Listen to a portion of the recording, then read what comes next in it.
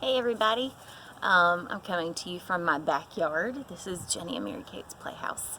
I just wanted to take a few minutes since we can't be at church together and we can't have Sunday school classes, that I thought maybe if we read a Bible story together and just kind of talked about it a little bit. And then I wanted to give you a suggestion of an app that Mary Kate and Jenny like. Mary Kate especially. We've used it, I've used it in the past in class. The app is called, I'm using Mary Kate's Kindle because she's letting me. It's called, if you can see that, it's called the Bible for Kids.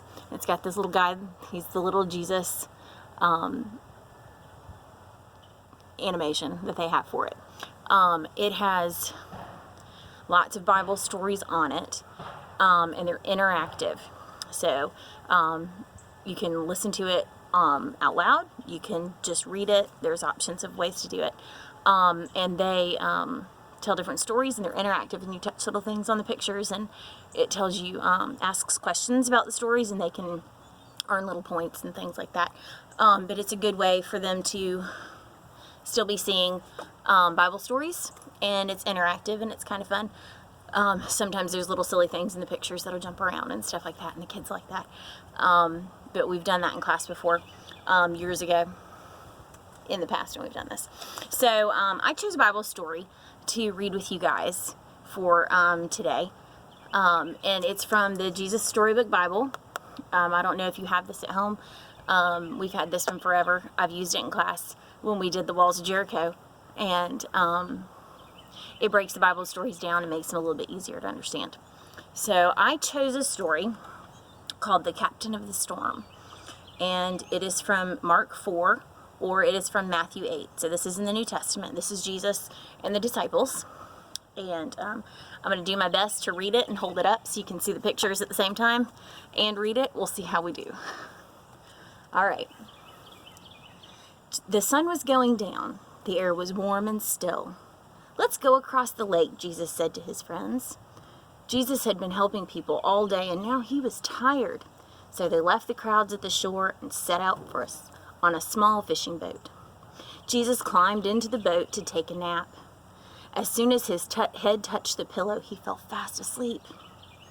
It was a beautiful evening. A gentle breeze rustled the sails, and the friends were chatting happily as they headed out into the middle of the lake. Everything was perfect.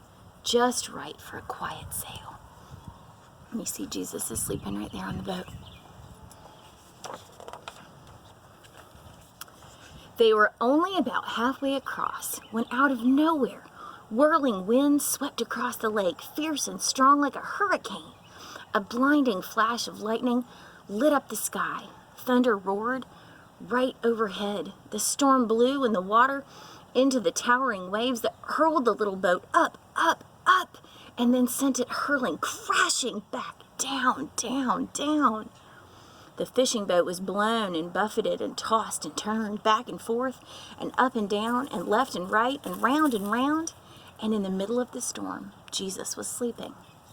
Now, Jesus' friends had been fishermen all their lives, but in all their years fishing on this lake, they had never once seen a storm like this one.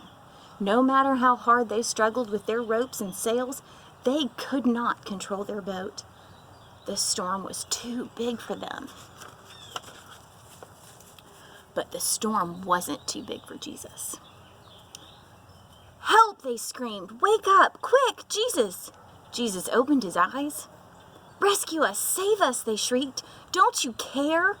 Of course Jesus cared. This was the very reason he had come, to rescue them and to save them.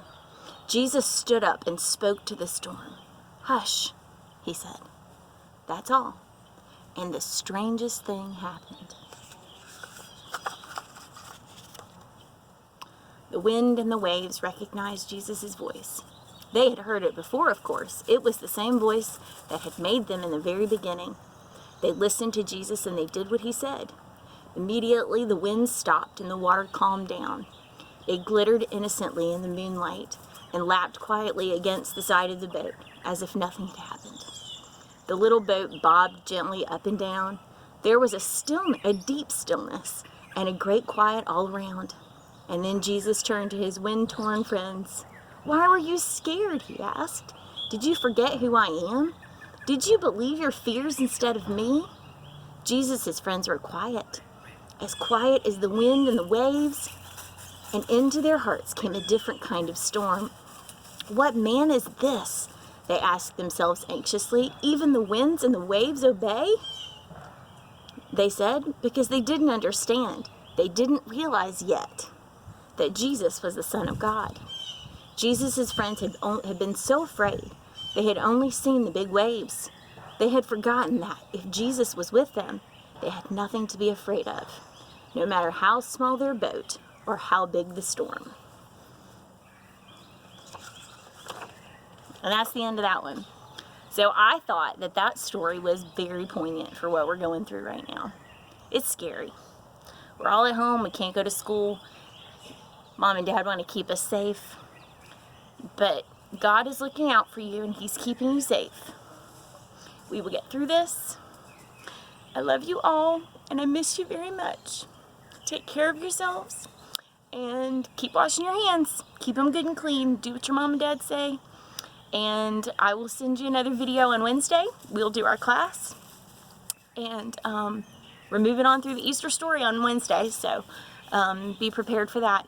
So take care of yourselves, guys. We love you and hope to see you soon. Bye.